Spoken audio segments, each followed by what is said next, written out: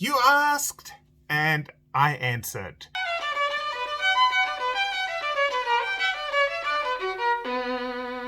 So recently I put out a call for you guys to ask questions, and so I'm going to try and answer as many of the questions as possible quickly. How do violins differ in tropical and snowing countries? Well, tropical, huge humidity. Snowing countries, very dry because the frost dries out the air. So big difference. Okay, next one. Should I ever loosen the strings on my violin in the case if I don't play it for the next months or years, hypothetically? Yes, if you're not going to play your violin for years, please loosen the strings. If it's a month, maybe not, but if it's months, probably. Why don't you just get your instrument out every now and then? It's so much fun to play. What would one consider for long-term storage? Literally, if you're thinking of storing an instrument for a few years, just take the strings right off. Keep it in the case, make sure nothing rattles around in there, and keep the case cool and dry. Hi Olaf. Hi Juan. I wanted to know if my E strings sounding rusty is due to my lack of skills or because I'm not tuning it. E strings sounding rusty. Sounding rusty or getting rusty? Strings get rusty from perspiration, so if you just wipe down the string after playing and really wash your hands before playing, it'll take longer for it to get rusty. But everyone's different, so some people just make a string go rusty after 2 weeks and others after 2 years. Luckily E strings are really cheap, so you can change them often. Becoming a luthier. Chloe. I'd love to be a luthier one day. I'm also 8 months into learning violin. Anything to say to people like me? Keep at it. Playing is hard at first, but just keep having fun. You know, so you got to do the practice. You've got to learn your muscle memory, especially on the left hand, and how to make an instrument sound good with the right hand. If you want to become a luthier one day, do lots of research. You know, just watch things, maybe learn how to use tools. That's always good, learning how to use chisels and saws and things like that, hand tools. Can you make a good living out of violin making, and what abilities are important for this job? Patience. And then there's a lot of hand-eye coordination, so you do have to learn good tool skills. You have to be good at listening. Yes, you can make a good living. You just need a good community, and you need to know, you need to understand your community and know how you can best help them. So I've made a good living as a violin maker for over 30 years. There was one time where a violinist in my town opened a shop, and he was really good at selling, and he really understood string players, and string players really didn't understand that it's so much better to have a violin maker. And during that time, it was actually the first time in my life, it was over 20 years ago, but where it was actually a little bit difficult as a violin maker earning a living because of the competition. And it was so frustrating because the guy wasn't a violin maker, didn't even have a violin maker working for him, but he was selling all the instruments and they were not well set up. He was doing repairs, they were not well repaired, but everyone was going there. That was frustrating, and these things can happen. Hey Olaf, I would like to know the process of being a violin maker's apprentice. What skills are needed? How long does it take? And how do you apply as an apprentice? Look, it depends from country to country, and it depends on the violin maker. A lot of violin makers prefer to take people who've gone to a violin making school, which is usually a 2 to 3 year course. There's good violin making schools in Germany, England, France, Italy, the United States, and other countries. So it's an advantage to go to a violin making school. But if you can find a violin shop that's willing to take an apprentice, that can be good too. And in some countries, the government actually helps apprentices, so they will actually pay some of the money for apprentices to learn. Because as a violin maker, like when you take on an apprentice, the first year is very difficult because you really have to teach everything, and the apprentice isn't necessarily all that useful. But after 1 year, you start learning a few things and you can become more helpful. Nausea. How can I adjust my shoulder rest so that it fits perfectly and doesn't slip off the violin? Make sure you have a good shoulder rest first, because some shoulder rests just slip off instruments. That would be pretty much a video in its own right. But make sure you use a good shoulder rest. I really like the Kun shoulder rest. It works for about 90 to 95% of players, believe it or not. And it doesn't slip off easily. Cool Ninja. Hi, Cool Ninja. Cool name. What are the origins of the violin? The violin developed in about 3 places. They don't know exactly, but they do think it was Italy. But there's also, there were makers, the violin basically kind of appeared in 3 different places around the early to mid 1500s. Kathy, seriously, why do some cats hate violin? Don't know. My dog used to howl when I played the violin in her room. Does this indicate an issue with the setup? No, it indicates an issue with the cat. The cat just doesn't like the violin. Maybe you're using catgut and she's worried. You know why it's called catgut? It's weird, isn't it? It's actually sheep gut, made like gut strings are made from sheep guts. I think they call them catguts because of the noise. I don't think I really answered your question, Kathy. Or should I say Cat? Neil, Olaf, what is the purpose of the piece of material under the A string of the cello bridge? It's there to protect the cello bridge, because the A string cuts into the bridge.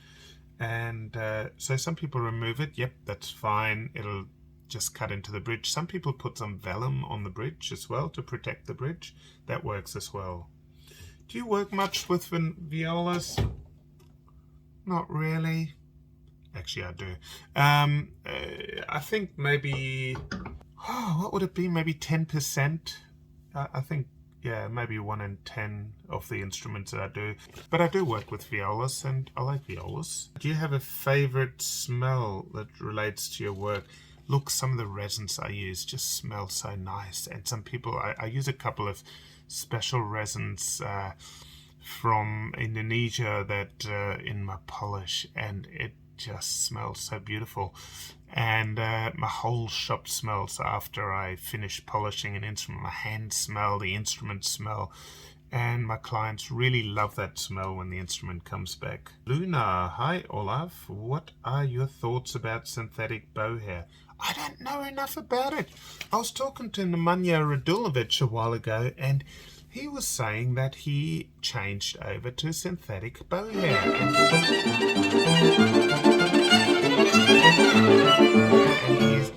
he loves it, because he used to have to get his bow rehaired about once every 2 to 4 weeks. Now he doesn't need to get it rehaired for 1 or 2 years. So I think it just depends on the synthetic hair. So I bought some, and I was going to try and do a rehair, and that's as far as I got. And I bought that 2 years ago. So a bit slow on the uptake. But I'll give it a try, and if it works, why not? Kevin, left-hand conversions. You need to change the bass bar, the pegs, strings need to go over, and you need a left-handed chin rest. I actually have one in stock, believe it or not.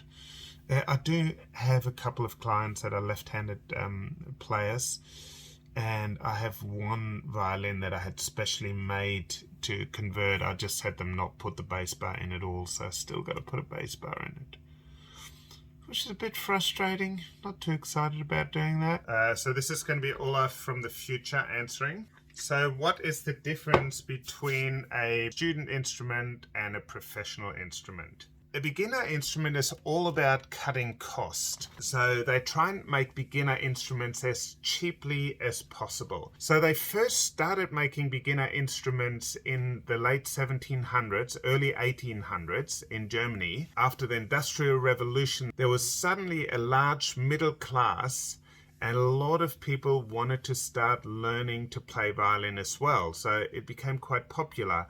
And so in Mittenwald first, and then in the Falkland area, they started making cheaper instruments. And they basically created factories with lots of workers building instruments. And so there'd be one person making, cutting the F holes, another one doing the arching, another one doing the scrolls. And they'd get very good and very fast at making, doing their part. Like they would make many parts of their instrument each day. So after the Second World War and a bit later, that moved to other places, and eventually moving to China. Now there are lots of instruments being made in China, and the way they cut costs is by using cheaper materials, making things quicker by using machinery, and spraying on the varnish. And the cheaper instruments have artificial varnish.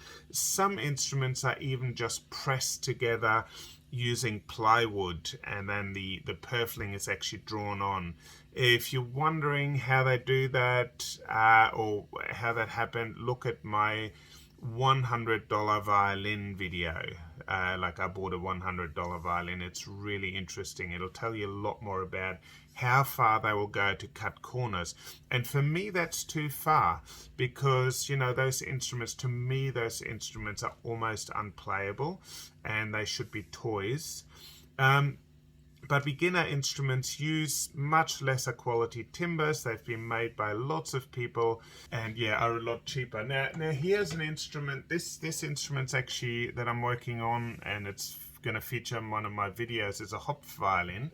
And the Hopf company was one of the earliest people that mass-produced instruments. So this is from the early 1800s, and this was already a mass-produced instrument.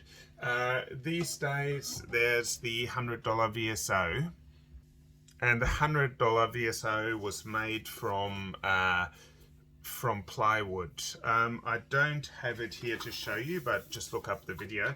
This is another cheap instrument that was made in a factory that I visited.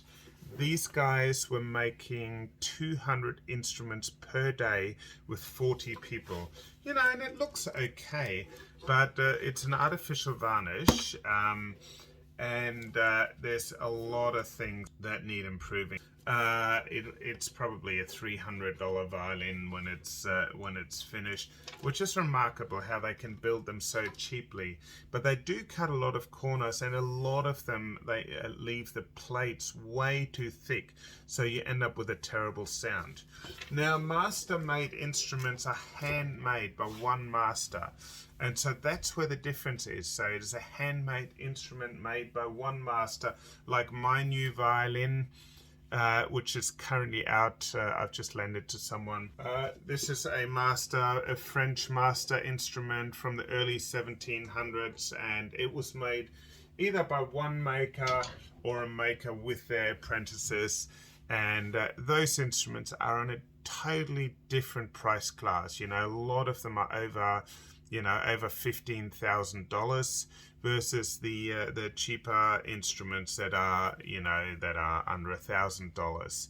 There are also some instruments that are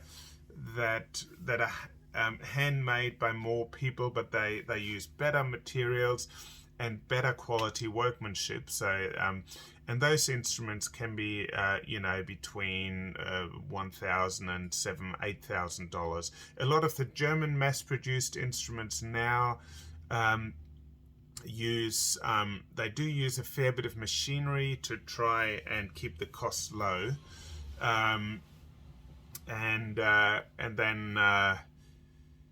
but there are a lot of good German master makers as well, but those instruments are a lot more expensive. A lot of them are over $20,000. Yes, so that's the difference between a student and a professional instrument. Thanks for all your questions. I hope I answered your question. Keep having fun playing. If you're a player, play stuff you enjoy when you get time. Don't just practice all the time. Play the music you love to play. Keep having fun playing, and keep making beautiful music. Thank you so much for watching. Remember to like and subscribe and hit the bell, because when you hit the bell, you find out every time I post a new video. Thanks so much for watching, you guys. You're a great community, and I'll see you guys next time.